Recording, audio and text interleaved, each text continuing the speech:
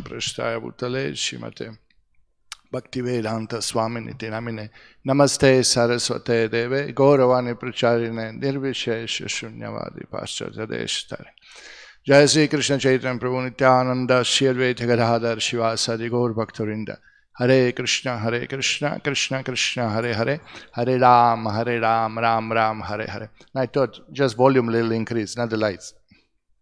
For a second, please. What is this one? Hare Krishna. So we'll continue reading from Kaṭha Upaniṣad. We are on the chapter 1, part 2, shloka 20. We did yesterday 20. So today shloka 21. Just to remind ourselves, we were reading last shloka. Anoraniyan mahato mahiyan atmasya janto nihito guhayam tam akratu pashyati vita shoko dhatu prasadan mahimanam atmanaha. So we are reading yesterday how the Lord is smaller than the smallest, greater than the greatest, how He is in the heart of the jiva. And one who knows Him, who sees Him by His mercy, dhatu prasadan, then he can actually be free from vita shoka, from all lamentation. He becomes free from lamentation. So after the Yamaraja explains Jiva, he mentions the Lord, who is the controller of Jiva in the heart. And now we are going to the next shloka. Yamaraja explains like this. Okay, let me make it a little bigger. Asino duram vrajati shayano yat sarvataha kastam madamadam devam mad anyo gyatum arhati. He walks, though sitting, and though he reclines upon his bedside, he goes everywhere. Who other than someone like me is able to comprehend the Lord, who is the bestower of joy and grief? Now Yamaraj is speaking, pointing out this very contradictory qualities of the Lord, just to show you how Lord is great. Mahato Mahiyan, Anoraniyan, even that is contradiction. Smaller than smallest, greater than the greatest. Now, how to understand God? How to understand God? All right, here you understand. He walks, though sitting. He is sitting here in the heart of everyone, but He is everywhere, in every atom. He is everywhere, all pervading. Though He reclines upon His bestie, He is laying down, but He goes everywhere. So this is not to confuse anybody, but to explain the greatness of the Lord. No? So, kastam madamadam devam madanyo. Apart from me, madanyo, Yamaraj said, I'm the Mahajan, I am blessed by the Lord. I am devotee of the Lord, so I can understand. Who else can understand the Lord? And I am the Lord of that, so I know what's happening, how this all works. No? So this is so that's the point. The shloka emphasizes the contradictory attributes of the Lord, which can be reconciled by the amazing shaktis of the Lord. By His inconceivable potencies, everything is possible. He has no problem with that. We have problem with all of this. No? How many times we in life, stupid thing, no? I have to go here and I have to go there. How do I do? I can't split myself in two, One you have to cancel, but Lord can be here and there. Remember, there's amazing pastime in Varanasi when Lord was invited by the king for the lunch and by poor Brahmana, his devotee, for the lunch. So Lord said to both of them, yes, I will come. So all the rishis and ministers, everyone said, dear Lord Krishna, you didn't check your time schedule because you booked 2 lunches today. So what we would do? Sometimes we do that also, but we book one lunch 12 o'clock, one lunch 3 o'clock, That's not what Krishna did. So what Krishna did, He expanded Himself. Okay, no problem. What's the problem for the God? He just expanded 2 forms. In one form He went to Brahmana's house for lunch, in another form went to kings. But problem was, Krishna doesn't want to go alone. So all His rishis around Him, Brahmanas, Kshatriyas, ministers, whoever was with Him, there was now what to do now? Now attention, which lunch we go to? So by Krishna's mercy, even devotees, they were able to expand, which is commonly unusual. Only great yogis can expand to 8 forms, sometimes mention 9 forms. But by Krishna's mercy, they could expand. Now there is a catch also. When yogi expands, you know how his yogi expands. He can expand 8 equal forms. So if one form raises a hand, All 8 forms they have to raise their hand. And it will be very awkward. You're sitting for the lunch, and one place they start serving, so you're doing like this, and second place they didn't start serving, and you're showing like this, Oh, he's very hungry, he wants the food immediately. And also you're doing like this, but nothing is visible, no? So yogis, they have problem going with Krishna for lunch, better be devotee. If we are devotees, we can be invited by Krishna for lunch. So these are these contradictory things with Krishna, which are not contradictory if you know. There was a famous, Pandit of the Oriental school of religion. All right? So he say, Hinduism, how can I accept that God has 4 hands? So we were discussing casually with one of the biggest Madhva Pandits presently walking on the earth, Shriman Sheshagiri Rao, Madhva Pandit, big Pandit. So we were discussing casually, look what this speculator say. How can I accept God has 4 hands? And he started laughing, And what he said, immediately started chanting Purusha Sukta. Sahasra Shirsha Purusha Sahasra Aksha Sahasra. Why 4 hands? Millions of hands, millions of heads, millions of bodies. Ananta Rupam. What is his problem? You know what's his problem? Tiny, tiny, small box of intelligence cannot accommodate great Lord who is Mahantam. No? So that's the answer. No, you have no knowledge. Why God should not have 4 hands? Because you cannot have 4 hands doesn't mean God cannot have 4 hands. So what is important? To understand Him through Shastra, to understand through Parampara, to understand. And it makes sense. It's not illogical. For me, it would be illogical that He cannot have as many hands and heads as He wants. That, God can do whatever He wants to do. That's God. That's the difference between us and God. Okay, so Madhamadam word here could mean also that the giver of joy and sorrow, or one having contrary qualities like joy and sorrow, joy and anger. So that another meaning will come there, that He is walking, though sitting, He is laying down, though He is everywhere, and He is also simultaneously angry and enjoys it, or one who can enjoy his anger, or one who is contradictory. Simultaneously in Him resides the anger and joy, for example. No? So what would be that instance, that simultaneously anger and joy is there? And I'm sure when Lord Nrsimha saw Hiranyakashipu, he was angry, but he was also joyful to see his Prahlad simultaneously. So simultaneously was to protect Prahlad. That was his joy. That's why he came, but was very angry. So exists simultaneously, for example. All right. So because of his extraordinary and inconceivable potencies, it's difficult for common jiva to understand him. But again, his mercy he could be understood. No. And you can see in Upanishads, this is classic language of Upanishads, this shloka, no? Asino duram brajati shayana yati sarvataha. He has no legs, but he is the fastest. No? He has no hands, but he takes away everything. So this is classic story. Okay, I'll show you another one from Mundaka Upanishad. Brihachatat divyam achintya rupam sukshmaschatat sukshmataram vibhati durat sadure tat ihantikecha pashyat svayihaiva nihitam guhayam. Very similar language. Okay, he is immense, transcendental, he possesses an inconceivable form. He is subtle than the subtle. Now that is there. Sukshmach chatat sukshmantaram. More subtle than the subtle. Durat sudure. He is more farthest than the far. He is more further than what is the far. Who is the farthest from us?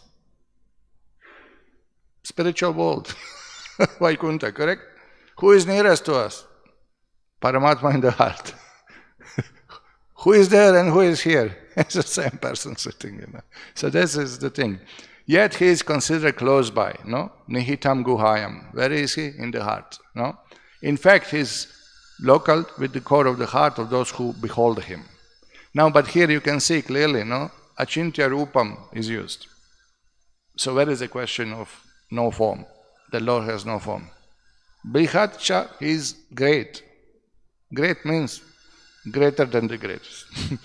But Divyam Achintya Rupam. Divya Rupa means spiritual form, not material form. Correct? So this is classic language of Upanishads. And then if you read it, and if you don't hear explanation of acharyas, you get confused. How can you say God has form? You see, he has no legs, but he is running. All these things contradictory may confuse somebody who does not understand that Lord has the potency to reconcile contradictory things in him without any problem, no problem. No? And in Mahabharata, you can see in Krishna Leelas how many things are reconciled by the smartness, by superior intelligence of Krishna. Correct? For example, Arjun has given vow that whoever tells him to put his Gandiva bow down, he will kill him. So in the middle of battle, Yudhishthira was upset with Arjun a little bit. Yudhishthira was wounded, so Arjun left battlefield to see whether Yudhishthira is okay or not. So Arjun came to tent of Yudhishthira and said, "Oh, you have come. That means Karna is dead, Drona is dead, everyone is gone. Otherwise, you would never leave the battlefield." And Arjun said, "No, I just came to see you." "What? You left the battlefield? What is use of your Gandiva bow? Put it down." And Arjun took the sword. "Now I have to kill you. That's my vow." And good Krishna was there. So Krishna, "Arjun, please consider, all the war is fought to put Yudhishthira in charge. Now you're going to kill him to protect your vow. Do like this. Insult Kshatriya. Shastra says," Krishna is quoting, "if you insult Kshatriya, is as good as killing him. Because the Kshatriya, all his life is based on his honor, his word, his following dharma. So you insult him.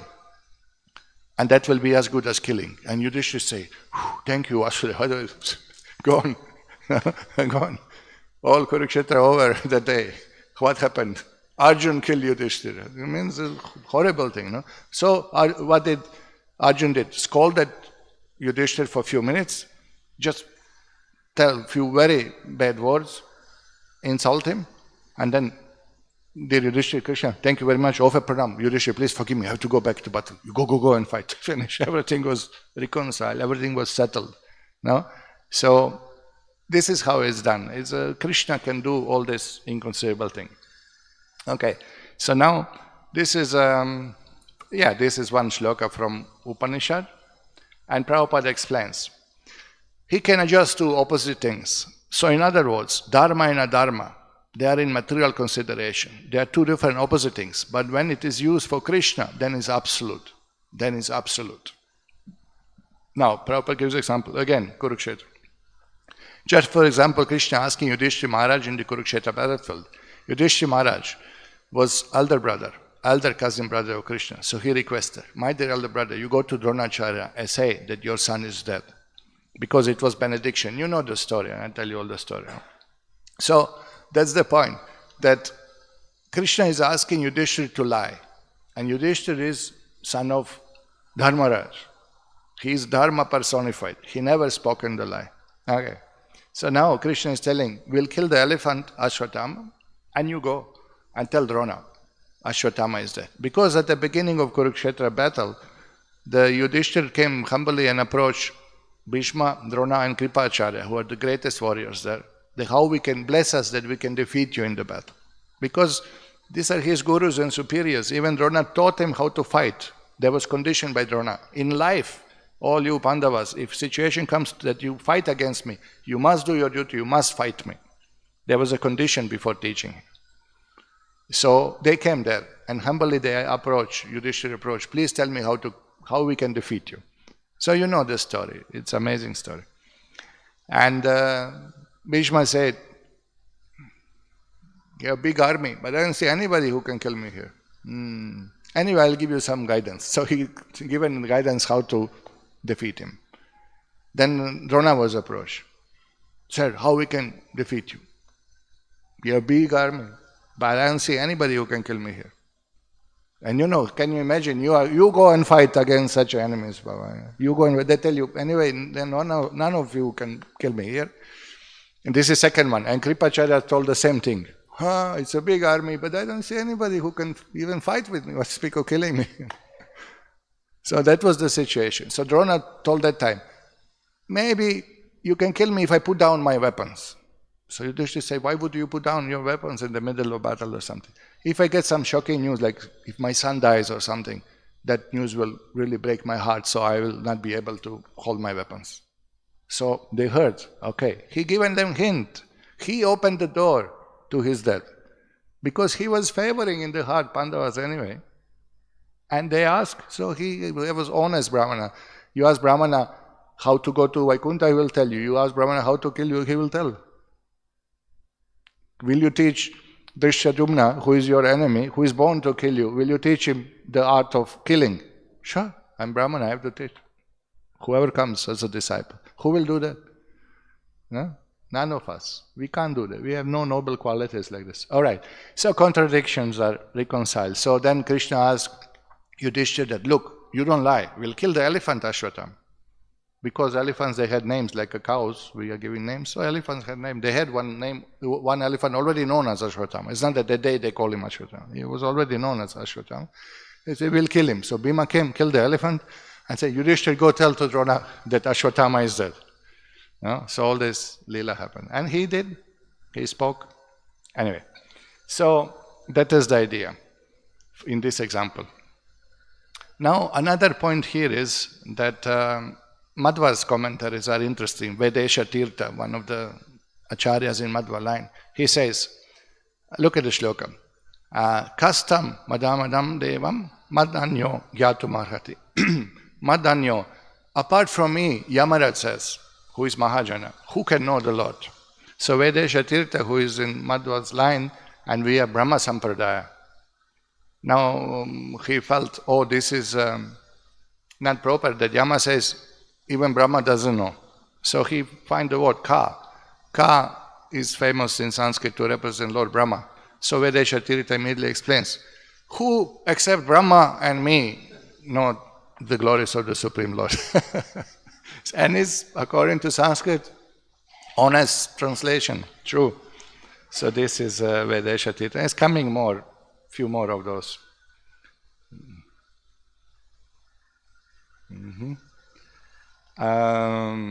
Okay, let's go to the next shloka. Okay, second shloka. The dear shloka to all impersonalists and Mayavadis, but you will see what the shloka talks about. Ashariram shariris anavasteshva avastitam mahantam vibhum atmanam matva dhiro na shochati. Ashariram, no form. This is such a pleasure for the impersonalist monists, you see? Ashariram. They like to quote this shloka. They don't even translate second line of the shloka, but it's Ashariram. It's a melody, nectar for their ears, Ashariram. Lord has no form. All right. Now translation goes like this. Knowing the mighty Lord of the individual souls to dwell without any material body within these temporary bodies, Ashariram shariras. Although he has no body, he is in the bodies. No? As the companion of the embodied jiva, knowing him who is endowed with great powers, Mahantam, Vibhum, and is all-pervading, the sober do not lament. Dhiro, again dhira is used, the passing of the jiva from one body to another. So if you know that Lord is in the heart, and jiva is eternal, Lord is eternal, and Lord is controller who is accompanying jiva, why you have to worry? You're not separated from the Lord. What happens in time of death? Nothing. I just changed my kurta. No? Do you feel me very much depressed and mental? Where's my kurta? I left it there alone on the chair. Something will happen. I'm so attached to yesterday kurta. Not exactly. But that's it. Because we identify with body, we become mental and attached. So this is the meaning. So now what is the point? The point is that monists, they quote this shloka. They don't see the flow of shlokas going. Who was described in previous shloka? No? Lord who is difficult to understand. No? Now, definitely, true previous shloka, because they can't get it. They say this shloka refers to Atma. Then, okay, Ashariram, Shariris, fine, we have no problem. Atma is also, you may say, without material body, residing in this body. Ashariram, Shariris.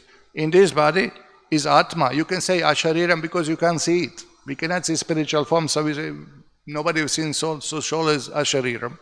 And in Sharira, in the body. Soul is in the body. Fine, can refer to Atmos. But then you have problem with Mahantam and Vibhum. Then how is soul Mahantam? We know how soul is Anor Aniyan. We know how soul is Anor, but Bhagavan is Aniyan. Soul is small, but how can be soul Mahantam now? No? And so you say Mahantam, because soul is superior to body, therefore is Mahantam. Okay, give you something. 3 out of 10 for this one. But Vibhum, all pervading. What do you do with that one? Pervades the body. But is that called Vibhum? So they have problem. They have problem with this shloka translating. Okay. So now, the why I have no notes here? What something I messed up. I wanted to show you Mahantam. Okay. So here, the Mahantam means great in regard to time, space, and qualities. Okay. This is interesting definition, Mahantam. In regard to time, means that there is no limit of past, present, future for you. In space, Mahantam in the space, means either literally you are greater than the greatest, or that you are all pervading in that sense. And qualities, Mahantam, that nobody can match. Asama Urdhva, nobody can match your qualities. That's the meaning. Vibhum means all pervading or all powerful. So again, Vibhum, if you take all powerful, how can soul be all powerful when soul is in Maya, overpowered by Davi Hesha Gunamayi, Mama Maya Duratyaya? No? So now you can see here, Shvetashvatara Upanishad explains who is Mahanta. Who is Mahant? Famous. Vedaham etam Purusha Mahantam Aditya Varnam Tamasat Parastad Tameva Viditvati Mrityumeti Nanya Panta Vidyate Yanaya. So this is Mahantam. Now, Shvetashvatara Upanishad explained, I know that Supreme Personality of Godhead who is transcendental to all material conception of darkness. Vedaham etam Purusham Mahantam Aditya Varnam, beautiful effulgent color. Tamasa Parastat, above all darkness. Only who knows him, tam eva viditva mrityumeti, can transcend bonds of birth and death. There is no way for liberation other than this knowledge of Supreme Person. Nanya panta vidyate yanaya. So this is Mahanta. This is directly referring to Supreme Lord. And knowing him, you transcend birth and death.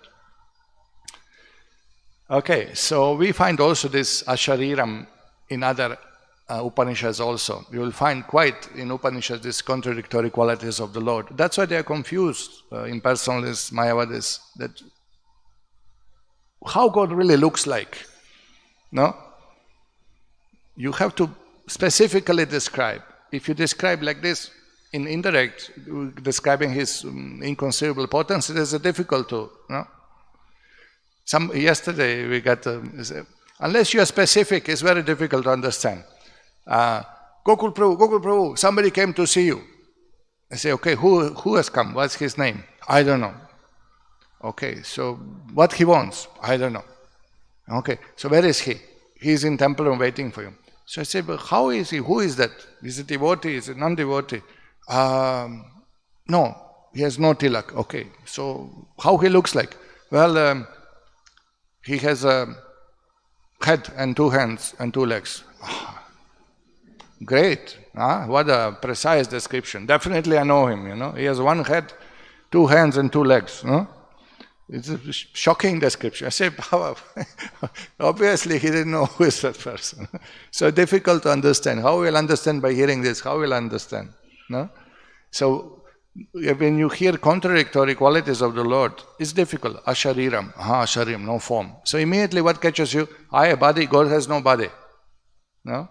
So here it is, Prashna Upanishad. Tat achayam, ashariram, alohitam, shubram, aksharam, vedayate. He knows God to be without any reflection, without any material body, without any material color, pure and imperishable. No?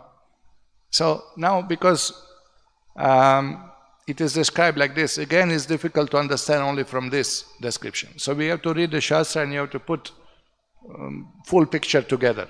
then must be consistent. The conclusion must be consistent, and we have to understand how God actually looks like. What is His body? What is the nature of His body? How is possible that He has form? How is it possible that Krishna is on battlefield Kurukshetra in spiritual body and still bleeding when pierced by arrow?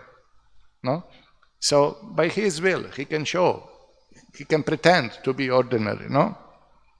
Avajananti mam huda manushin tanumashitam. So Lord has no problem. Spirit has no limits of matter. Spirit can show characteristics of matter because from spirit matter comes. He can show apparently, externally, I'm bleeding. But he was, we know from all the Acharya's commentary, he was feeling pleasure. Pierced by arrow, pleasure. He's feeling bliss. Even if he's feeling pain, that pain was increasing his transcendental anger, which gives him transcendental pleasure. So in spiritual world, again, contradiction is there. When Mayavadis hear about gopis pastimes of Krishna or separation of Krishna and the gopis, and they hear them lamenting, oh, where is Krishna? Where is our Lord? They're crying, they're lamenting, they can't eat, they can't sleep, they're dying, longing for Krishna. Mayavada thinks, oh, these are all material feelings, this is all material pastimes. Mayavada. Krishna Leelas are Maya. That's why we call them Mayavadis. Those who speak Maya. philosophy, no? So this is the problem. They cannot understand that these feelings are transcendental. Why they are transcendental? Because that lamentation, that separation, that crying, their longing for Krishna is transcendental spiritual ecstasy and gives so much pleasure to the soul. Here we cannot experience this in material world, that pain is giving me pleasure. That separation gives a pleasure. Lamentation gives a pleasure because it's material world. But in absolute world, that feeling is absolute. It gives a transcendental pleasure. The more they feel separation, even Chaitanya Mahaprabhu says, the Vipralamba is higher than Sambandha. The highest state of love of God is love in separation from God. Not when you are with God, so you are happy seeing Him. No, that you are separate from God. That is the highest, because intensity is more you long for the Lord, more you feel for Him. That is even higher love of God. And then those who experience this separation, even when they come in front of Krishna, in one moment they think, Krishna is now here, but He may leave. And that feeling of separation, even in presence of Krishna, overwhelms them, because it's higher, it's stronger. So these are all things that cannot be understood by Mayavadis who don't understand God is person, God has a feeling, God has spiritual senses, God has spiritual pastimes. They can't get it. They immediately equate it to material. But again, this is reconciled, that what is not possible for Jiva is possible for the Lord, and is possible in spiritual world, that you can have love, you can have relationship, you can have quarrels, you can have pastimes, and everything is source of bliss, no lamentation. That's a difficult one, yeah. Okay, Madhvas translates this shloka like this. The wise, knowing the Lord who is present in perishable bodies without being affected by the bodily effects. Ashariram means, although you are in the Sharira, Ashariram, you are not affected by the sufferings or results or qualities of the body. No? Not affected by bodily effects. What are the bodily effects? Old age, disease, death. These are all body dies, body gets old, body gets disease, dwindles, expands. These 6 changes. Yeah. So, Ashariram, who is great and powerful. Who knows Him, he'll be free from sorrow. So, Ranga Ramanuja explains, Ashariram, without body, brought about by actions of karma. Now again, Lord may come into body, but Ashariram, this body is not born of karma like our body. Why you are born in, why you are looking like this? Why you are like this? Why you are born in this family or that family? Why you are born in India and I'm born in Europe? Why? Because of karma. Because this body is created by karma. So now, Ashariram, without body brought about by karma. Another meaning of Ashariram, bodiless, and Sharireshu can refer to gross, subtle, or spiritual body. Sharireshu means the Lord can be in any of the bodies. So when He is in material body, means He is with Jiva, in the Jiva's heart, with the Jiva, in Jiva's body. Okay, that can be Sharireshu. And he is with Jiva in time of death when gross body falls down. In subtle body, Paramatma and Atma, with the subtle body, they are carried to, Paramatma carries the Jiva with the subtle body to another body. Or spiritual body. Lord has his spiritual, Lord is Ashariram, he has no material body, Sharireshu, but he has spiritual body. And similarly for Jiva can be applied. Jiva also has material body, but Ashariram actually is not material body, form of the Jiva. Form of the Jiva is spiritual. So then have again, translation goes that invisible Ashariram, Lord, is present in all gross and subtle bodies of the Jivas. Or it could mean that Lord has no material body, but has instead a spiritual one. So this is what we were discussing. All right, so you find in the Upanishads a lot of description like this. Ashariram, Arupam, no form, Nirguna, no qualities, Avyakta, unmanifested. What else we have? Akaṛta, non-doer. So then it's very difficult to understand how God is person when so much in Upanishad is use of those words. Nirguna, Avyakta, Arupa, Nirakar. So that really people get confused. As soon as you say, Krishna is God, but he has body, he has pastimes, he got married, he's fighting. This is not Brahman. So they can't understand full picture, no?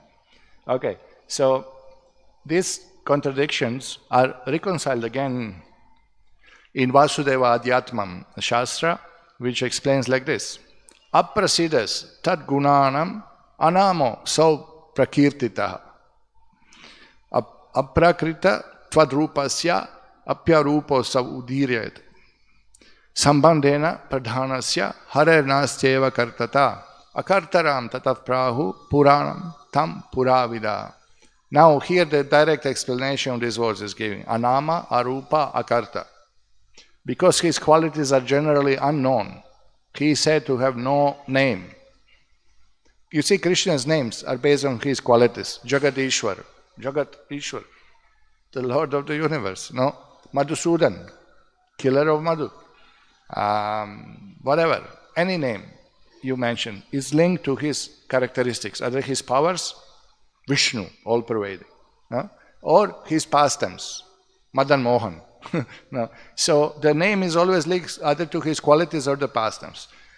Aprasiddhastar gunanam anamo sau aprakrita. Because his qualities are unknown to people, he is said to have no name. Now, tad gunanam anama. That those who do not know his glories, they do not his name. That's another meaning. They can't get his name proper. Okay, because his form is not material, aprakrita, tvad rupasya, because his form is not material, arupa saudiryate, it is addressed as arupa. And that is true. No? If I tell no form, he has no form, means no material form. But because it doesn't say every time arupa, no material form. You just say arupa, and is understood by pandits, it is understood by devotees, but is not understood by the common man, no? If I say, Prabhuji came today in temple room without pants and without shirt. Sounds weird, no? No pants, no shirt. Oops, he came naked. No, he came in dhoti and kurta. But I didn't tell you the second part, no? So if I say arupa means no material form, but doesn't mean no form, means spiritual form. And that again you find in Shastra. Sachitananda Rupaya. What do you do with this? How could you reconcile, no? So then again they have to speculate. Sachitananda Rupaya means the form of eternity, bliss and knowledge. This is bliss and knowledge and ananda. This is not the form. But they say it's form? No, cannot be form. No? Jyotir Rupena. What do you understand as a devotee when you hear Jyotir Rupena? What do you understand? The effulgent form, which emanates Jyoti, correct? Now what did the Mayavadi translate? The form of light. What is the form of light? It's a light. Why you say the form of light? Because you don't know what to do with that word, Rupasya. That's the problem, you know. Why Rupasya? Why not just say, like other places, there's a Jyoti? But Jyoti Rupasya, you have problem explaining, no? the form of light. It's a smart answer. It sounds smart, no? So it didn't work, arupa. And then here, he said to be formless, and because Lord Hari does nothing in relation with material nature, he said to be inactive. Akartaram. Hare nastyeva kartara. He is not doing any activities like us to achieve punya or to achieve some desirable object or to go to heaven or to get money or fame. None of this is done by him. So he's not doing activity, though he's acting. He's playing as a king, he's playing as a prince, he's playing as a gopal, he's playing his pastimes, he's doing all kinds of things. He comes in all kinds of avatars. No? So many activities are done by the Lord, but because it's not done for his selfish interest, it's not done under the laws of karma. So therefore, akarta. Karta means you do something, you get some result. Akarta means he's above the laws of karma. No mundane piety or impiety affects him. So he is free from all this contamination. Therefore, akarta. He is not the doer. And no reactions for him, no reactions, no karma for him. Okay, so let's see further. In the Vedic script, Gopal Tapani Upanishad is quoted. Sachidananda Rupaya Krishnaya Klishya Karine Namo Vedanta Vedaya Gurave Buddhisakshine. I offer my respectful obeisance unto Krishna, who is a transcendental form of bliss, eternal knowledge. I offer my respect to him because understanding him means understanding the Vedas, and he is therefore the supreme spiritual master. Look at this Upanishad speaking. But again, when mind is polluted by impersonal concept, Sachitananda Rupaya. Sachitananda Rupaya. This is not about hands and legs. Sachitananda Rupaya. Again, there's some mist, like some mist cloud, like you burn 10,000 agarbattis in the room, so that smoky thing is floating around. No clear understanding. What is it, Sachitananda Rupaya? Means that his body is not made of material elements, but he has body. He has hands, he has legs, he has head, he has feelings, he has mind, he has thoughts. Everything is there, but it's spiritual. And that was proven. How? Adyam Purana, Purusham Navayovanam Cha. Because Krishna, apparently born by his will, grow, Kaumaram Yovanam, and then stopped. There is no Jara. Krishna never got old. There is no description in Shastra, like Brahma with long beard or something, Krishna 100 years old on Kurukshetra, asking Arjun, please Arjun, give me a hand, I cannot climb on chariot. No, nothing like gray hair, no description. How? That blooming youth, attractive, young, maximum as a prince with mustache, little bit, maybe looking a little bit, maybe 25 years old, okay, maximum. Because if you are looking 16 on battlefield, nobody takes you seriously, that's also there. So a little bit, maximum in Kurukshetra in that different bow. In Vrindavan, 25 you are too old. 16, that's the limit. But in Kurukshetra, up to 25. But then, stop growing, stop old age, no disease, no that, nothing. No, so this is what it is, the Sachitan. Okay. Padma Purana explains, Yastvanama Rupa Evayam Bhagavan Hari Ishvara Akarte Chayo Vede Smitibis Chabidiyate. Just direct, clear explanation, Padma Purana. Is the personality of Godhead Lord Hari, Bhagavan Hari Ishvara, whom the Vedas and Smritis describes as which has no name, form, and which does nothing. Anama Rupa Evayam Bhagavan Hari Ishvara. That's Hari, Lord Hari. That is the person who our Vedas and Smritis describe as Arupa, Nirguna, Akarta. No? So again, contradiction. No? Oh, Hari. As soon as you say Hari, form is there. Immediately. No? Okay, another one. Padma Purana. Yosav Nirguna ityukta Shastreshu Jagadishvara Prakrita Heya Samyuktar Gunair Hinatvam Uchyate. Hinatvam. Yosav Nirguna ityukta. In the scripture, Lord of the universe is said to be without qualities. This means that he is without inferior material qualities. No? Here, direct. Yosav Guna ityukta Shastreshu Jagadishvara. That refers to Jagadishvara. Prakrita Heya Samyuktar Gunair Hina. He has no material qualities. Just direct, if you see direct Sanskrit here. No? Gunair Hinatvam. Prakriti Heya Samyuktar Guna Hinatvam. He has no material qualities. Therefore he is called Nirguna. Not that he has no qualities. His name is Gunadham. abode of all auspicious qualities. How can be nirguna without any guna? Nirguna means no rajagun, sattvagun, tamagun included. Vishuddha sattva. No? So you have to full picture, present. You can't just present, he has no form. He has no material form, he has a spiritual form. That is clear understanding. Okay. One more. Okay, no, I think we will go to the next shloka. Nayam atma pravachanena labhyo na medhaya na bahuna shrutena yam evaisisi vrinute tena labhya tasya atma vivrinute tanum swam. Now this is famous shloka again. Nayam atma pravachanena labhyo na medhaya na bahuna shrutena. Prabhupada quotes it a lot. The Supreme Soul and the individual soul cannot be grasped by hearing discourses or by intellectual endeavor or by pursuing many scriptures. Only one whom the Lord selects can comprehend this. Indeed, he reveals his personal transcendental form to such a person. Now this is the thing, that we have two things which work on our purification. One is our endeavor, one is mercy of the Lord. So ultimately, you do 100% your endeavor, but this is only 50% of the job. Another 50% Lord has to bless. Guru has to bless, so you will receive Lord's mercy. That is that famous big debate in Sri Vaishnava line. Indeed, all Sampradaya split on two because of this debate, whether it is our endeavor or is it mercy of the Lord. So Tenkalai, Varkalai, they have their one group is saying, no, it's all in mercy of the Lord. So they give that example. What is that? Cat and the kitten. The cat carries kitten, takes it in the mouth for the neck, and carries a kitten is just like this. So it's all Lord mercy. Nothing you can do about it. Unless Lord give mercy, you just like a helpless kitten, you simply, surrender. So this is one group. Second group say it's a baby monkey.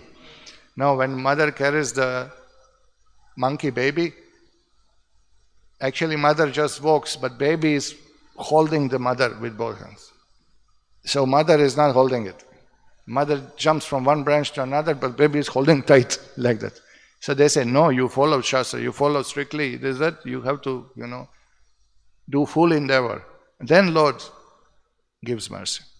So what is our Sampradayas understanding? Both are there. That we have to endeavor as is in our hands. 100% endeavor and 100% we depend on the Lord's mercy. This is proper understanding. No? And the example is given that when somebody falls into well, and say, please Lord, save me, save me, save me. So Guru throws the rope. So Guru's mercy is there, rope is there, but you have to catch the rope. So both things are there. You have to hold the rope. No? Oh, Guruji, save me, save me. Hold the rope, Baba. Then I can pull. How can I pull otherwise? No? So sincerity must be shown that we follow rules, regulations, and then mercy comes. That is the proper understanding. Okay. Now you look at this shloka, Nayam Atma Parachana. It's very important to understand the attitude then of the devotional service. No? Look at the shloka from Mundaka Upaniṣad. Nayam Atma Parachana labhyo namedaya nabahuna shutena yavashis vrinute tena labhyas tasya isha atma vivrinute tanum swam. Same shloka, completely same. Now in Upanishad repeats the message. Then you understand. This is of essential importance to understand in spiritual life. That you can, sometimes, why this shloka is important? People think Lord is obliged. No. We got on our TV program, live program, we got a phone call. Swamiji, I'm going 18 years to Tirupati. Every year I offer Deepa. Why I'm sick? Why I have no money? Why Lord is not reciprocating? I offer in Deepa. He should. No, he should. That is not devotional service. As soon as you say he should reciprocate, no? With expectation, then that is not pure bhakti. That means you are still under the laws of karma. Therefore you are sick. Therefore you suffer. You don't understand. Even if you are sick, if you are devotee, you understand that's also mercy of the Lord. Because I should be dead by now, but Lord minimize, I'm just a little bit sick. No? So people expect, their expectation. Another Pandits, they say, if you chant 15th chapter of Gita and 7th chapter of Gita every day. Lord must come. He must come. Please, you read other chapters, you will understand. He doesn't have to come. It's His sweet will, Good to read other chapters also, you cannot force the Lord, So now, definitely I see Him. Definitely I will see Him. But unless He reveals Himself, how you will see Him? You cannot force the Lord. Lord is forced by bhakti. But soon as you have bhakti, you are not forcing the Lord. This is the contradiction of bhakti. I'll become devotee, then He will come. No? But this is unusual. No? There was an instance for Krishna Leelas, but Lord again reveals Himself as He liked. There was a great king in Bengal called Samudra Sen. And when Yudhishthira was preparing for Rajasuya sacrifice, all brothers went to conquer all the directions. So Bhima went to the east. Arjuna went north. And so this Samudra Sen was known as a great devotee of Krishna. So Bhima told, there should be no problem. He has to come to kingdom and say, look, Yudhishthira is going to be installed as the emperor of the earth, so you pay the tribute, accept him, and give good, tribute means you have to give jewelry and gold and gifts and this, that, and you accept him as an emperor. Bow down to him. Otherwise, fight with me. That's the deal.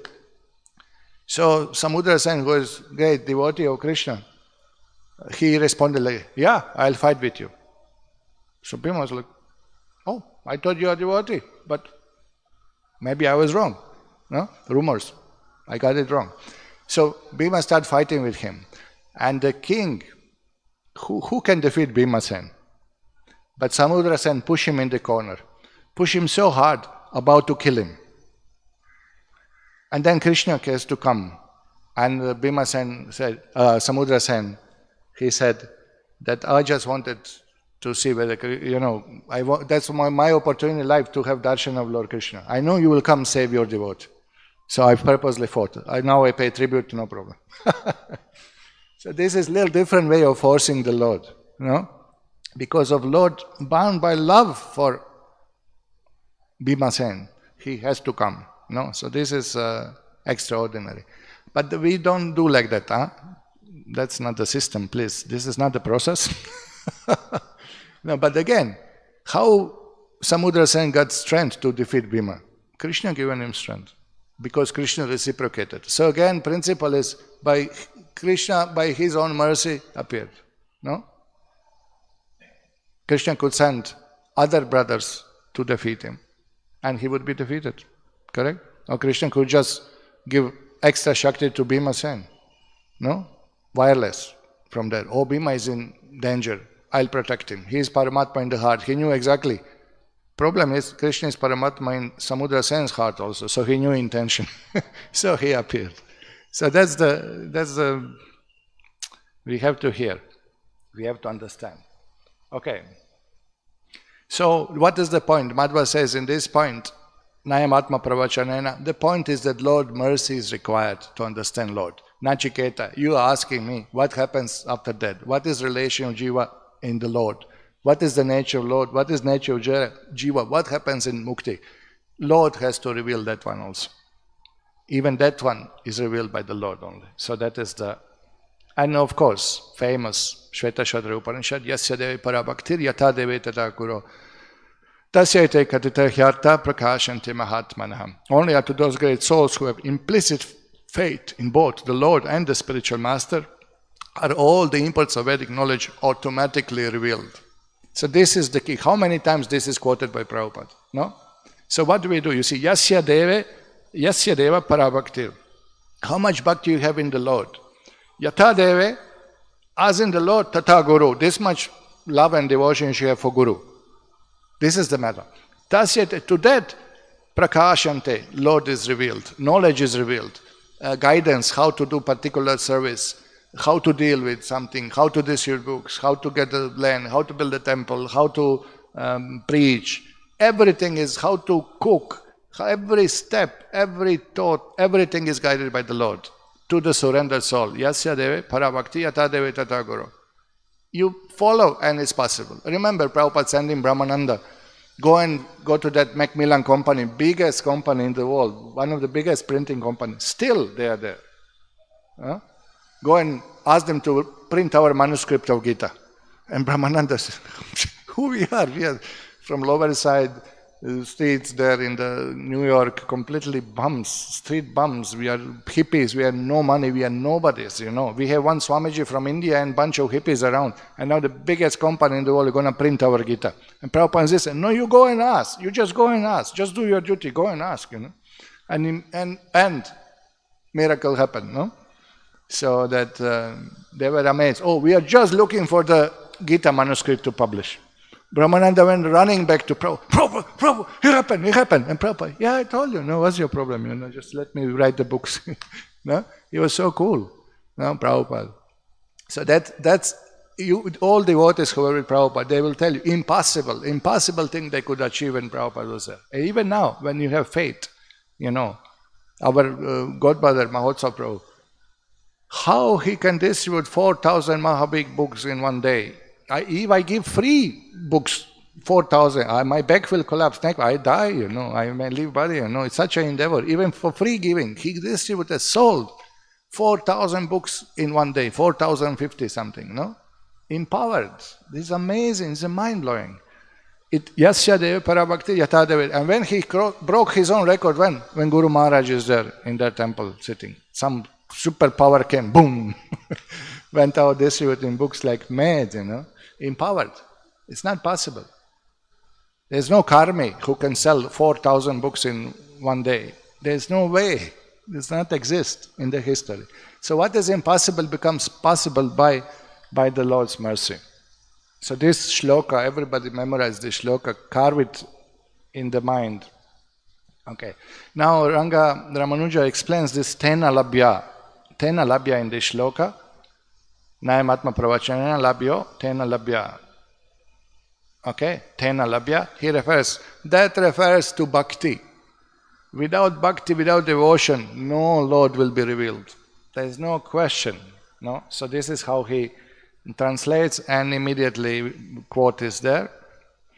Bhaktyamam abhijanati. Now this is very essential. Bhaktyamam abhijanati. Janati is used. Janati means to know.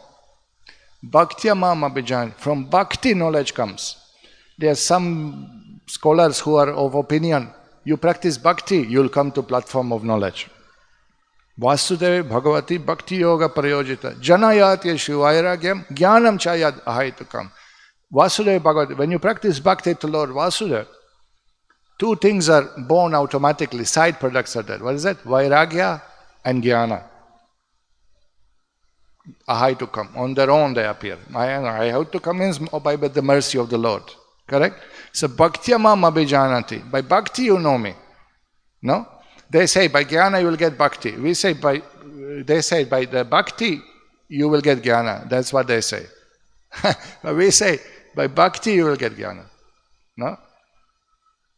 And your jnana, unless leads you to bhakti, what is the use then?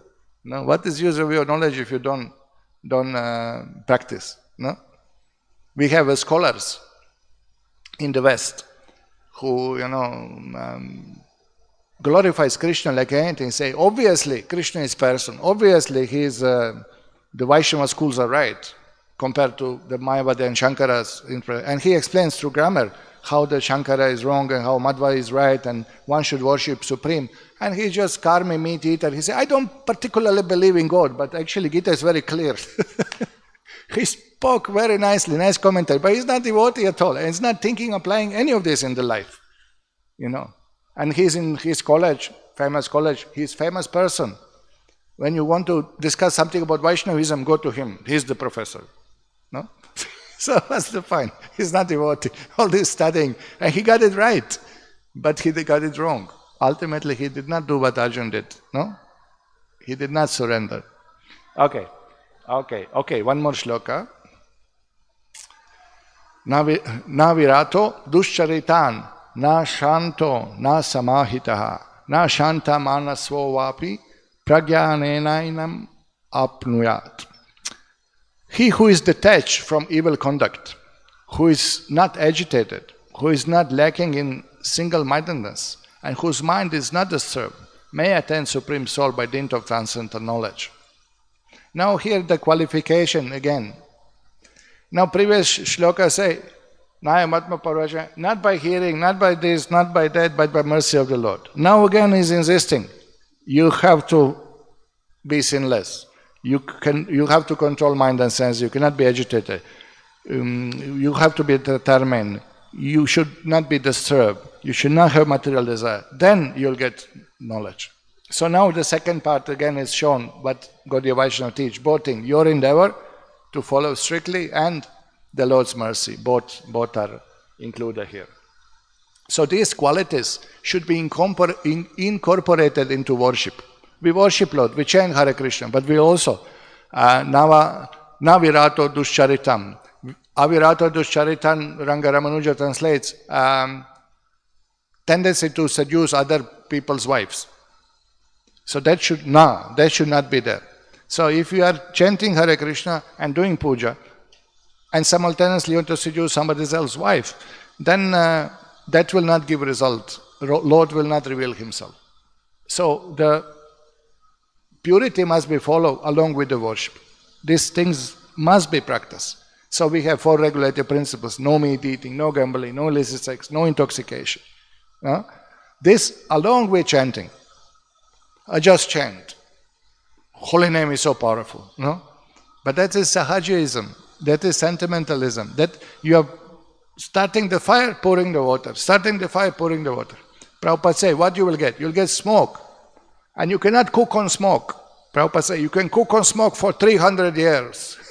Means chanting is always good. But one day that chanting should lead you to chanting of Namabhas, should lead you to the chanting where you follow the principles. No? Should make us to follow. Now people I just want to go for kirtans. I don't want to hear any lecture. No? But Shravanam, then Kirtanam. Unless you hear, how your kirtan will be good? Unless you hear the glories of the Lord, how will your kirtan be good? No? We came to one temple when we travel. So they had this, what is that, kirtan festival, kirtan mela, whatever you call it, no?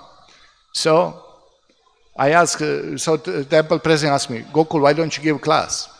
I say, okay, I have no problem. Which time is class? Morning, 8 o'clock, 8 to 9 you give class.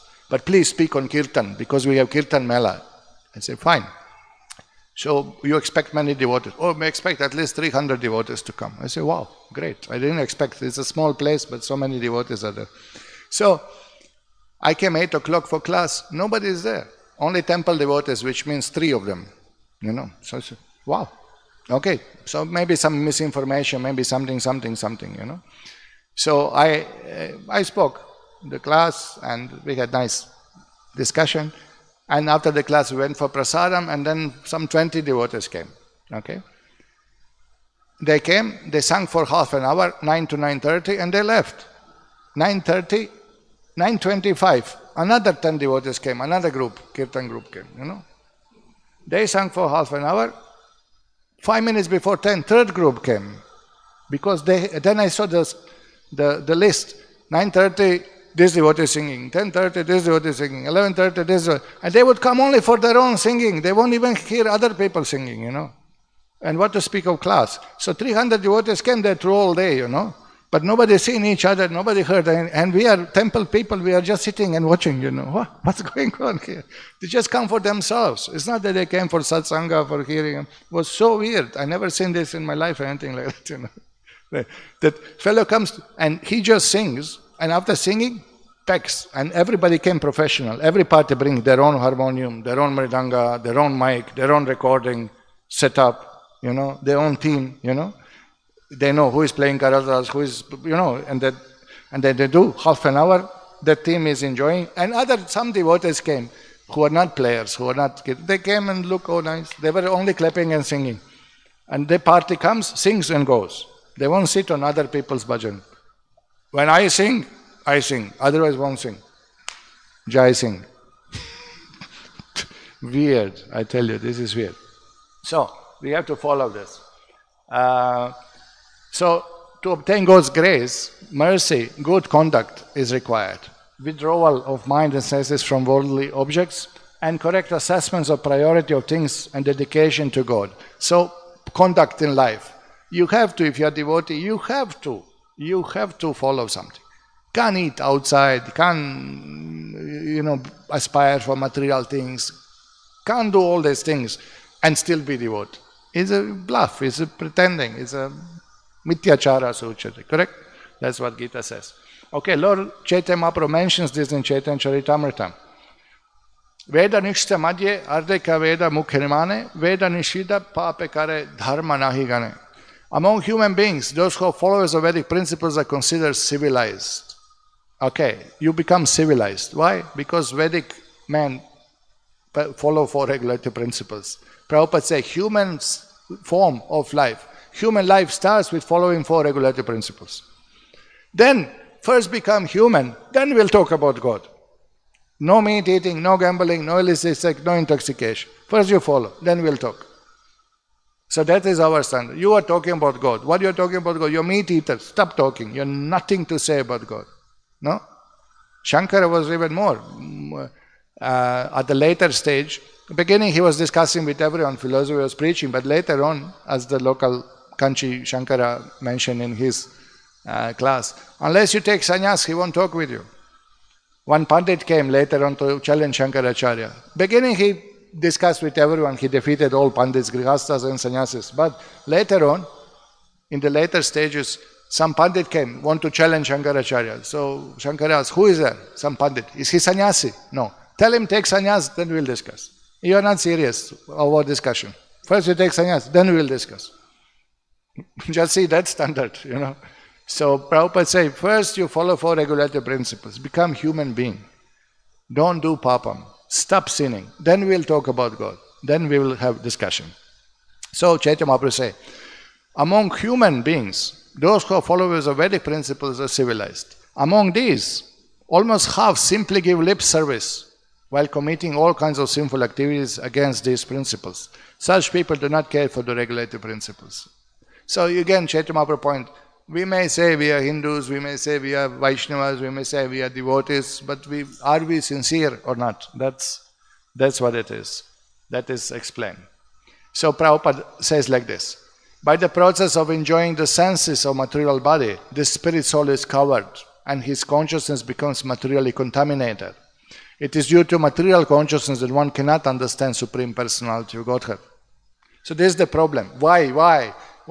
Yeah, in the West, we give class, we say, one should not eat meat, one should not intoxicate, one should not have illicit sex. And people, why? What this has to do with God? I believe in God. But what's problem? Meat eating, what's problem? What? There's no link for them. They can't get it. It's a sinful, it pollutes consciousness. And actually so subtle contamination of the consciousness that Vedic rules are such that you don't eat grains which are not offered to the Lord.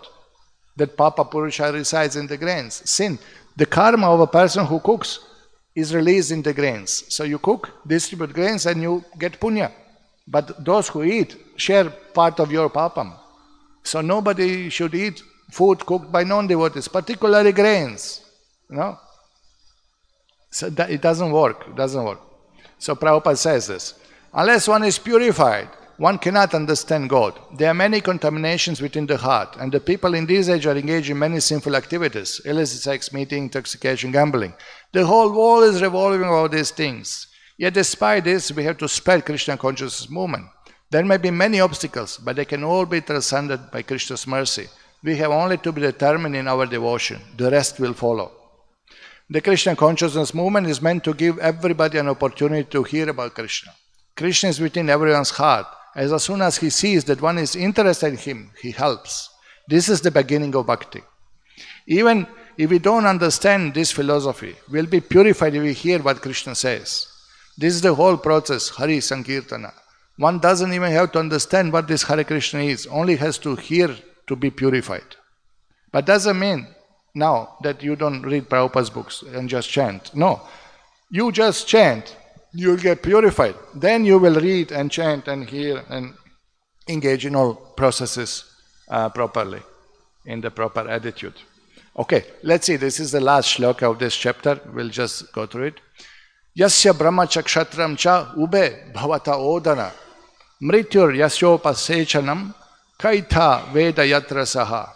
Now this is how Yamaraj finished this discussion, this chapter, this Adhyaya 1, Vali 2. How he, look at this. Yes, okay. Who knows how Lord, who destroys all beings and has dead as his relish, is situated with his varieties qualities. Now he is, after describing so much about God, he is like, who can understand God? No?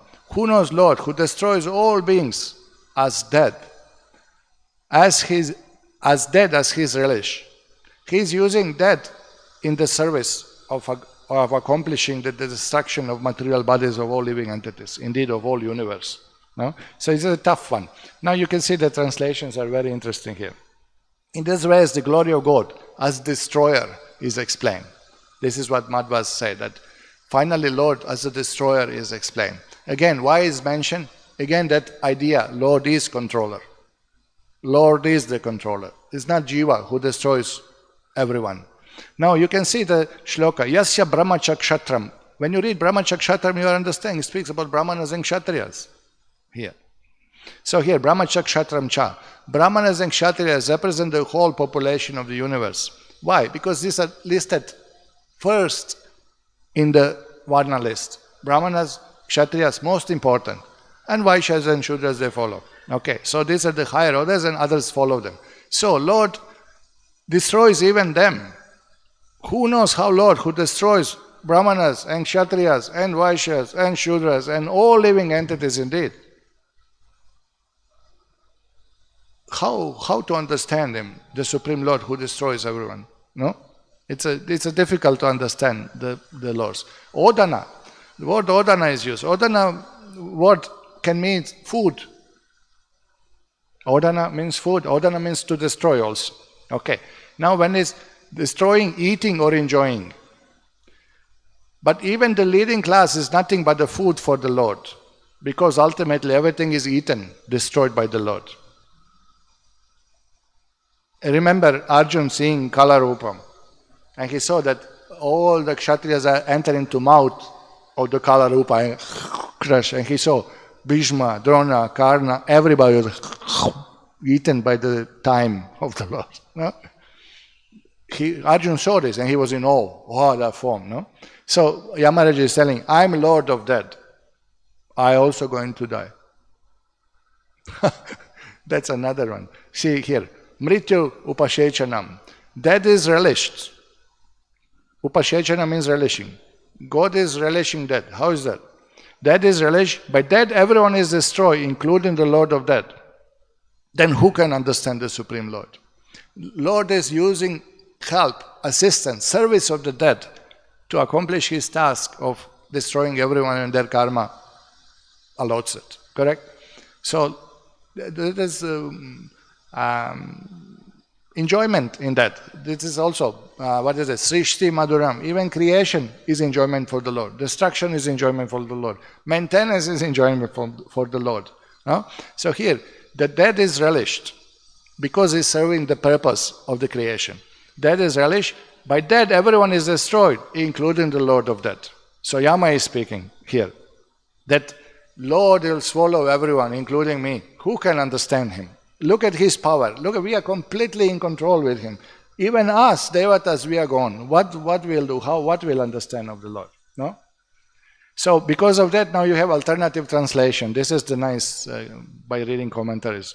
To whom the Brahmanas and Kshatriyas are food, and the Lord of that is the curry spice. Who can know him indeed? This is one of the translations given by the Madhvas. Madhvas said, Brahmanas and Kshatriyas are like boiled rice, and the spicing on top with ghee, that is the Lord of death. You know, he is really nothing for him. So he swallows them all and enjoys it also. It means, where is the Lord? Who can approach him? Who can comprehend him? Who can understand him? Look at him. Look at this.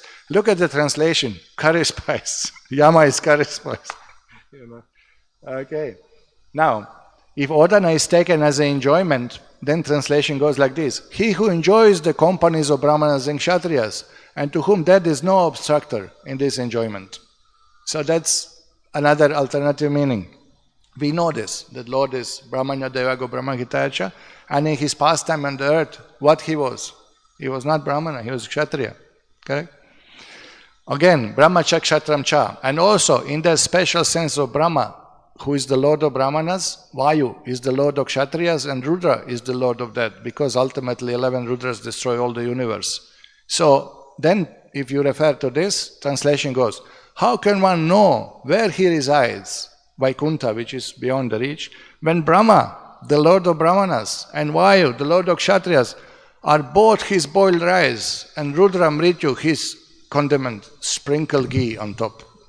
Means, look at the position of Vishnu compared to other devatas, And Yama is speaking, the Lord of Death, and you can see, he's almost in fear. For him, what we are, for him we are not little rice, put ghee on rice and eat nicely. Enjoy, Odana. Look at this shloka. And this Yama is telling, this boy is sitting in front of me. What he will understand about God? When these great controllers cannot understand anything, like that. Okay. And this is the one when you translate Sanskrit to English, one of the translators, one of Sanskrit Pandits, he translates, they're all like a fig in front of the Lord, all great controllers of the universe. Fig means something insignificant. It's a Western proverb. Fig, nothing, you are insignificant. Okay, Vedesha Tirtha Madhva, again, has to protect the honor of the Sampradaya, no? So he say, Ka is mentioned, Kaita Veda Yatrasa. It is only Chaturmukha Brahma who, with the grace of God present with him, knows where God is and how he is. So Madhva is there to conclude. The head of Sampradaya, Brahma, he cannot be an illusion. He must know the God. So Ka refers to Brahma. Ka is a direct hint to Brahma. So only Brahma, by grace of God, he knows where is God, what he is, where he lives. He knows everything because he is head of Sampradaya Parampara. Iti Kaṭha Upaniṣadi Prathamadhyaya Dvitiyavali. Thank you very much. Srila Prabhupada ki jai. Hare Krishna. So we'll not have class tomorrow because of the absence of the speaker. And so, not the loudspeaker, but this speaker. And so we'll continue whenever I come back. That is our plan. Krishna willing. By Krishna's mercy we may meet again. Thank you, Srila Prabhupada ki.